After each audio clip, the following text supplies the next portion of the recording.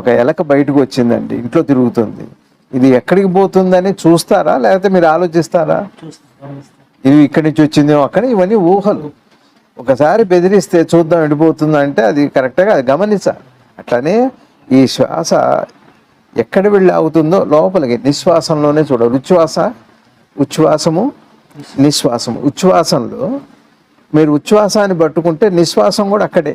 అసలు ఉచ్ఛ్వాస నిశ్వాసాలు బయట వదులుతున్నాం, లోపలికి తీసుకుంటున్నాం ఉంటున్నాం, కానీ అసలు అది కూడా జరగట్లేదు. అంతఃకుంభకం అనే పేరు యోగంలో గురువుగారు చెప్పారు. అట్లా లోపలికి ఎక్కడికి పోతుంది అని ఊరికే గమనించండి. చక్కగా నీతో కలిపి నీ స్వరూప దర్శనం అవుతుంది. ఈ సమాచారం అంతా పోతుంది. ఆలోచనలు ఉండవు అప్పుడు. అన్ని ఆలోచనలు ఒక ఆలోచనే, దాని ప్రాముఖ్యతను బట్టి అని భగవాను ఇది మనం గుర్తుపెట్టుకోవాలి. ఇది విన్నప్పుడు కొత్తగా విన్న వాళ్ళకైనా ఇది ఒక్కటి చాలు, పాతగా విన్నవాళ్ళు మర్చిపోయినా ఇది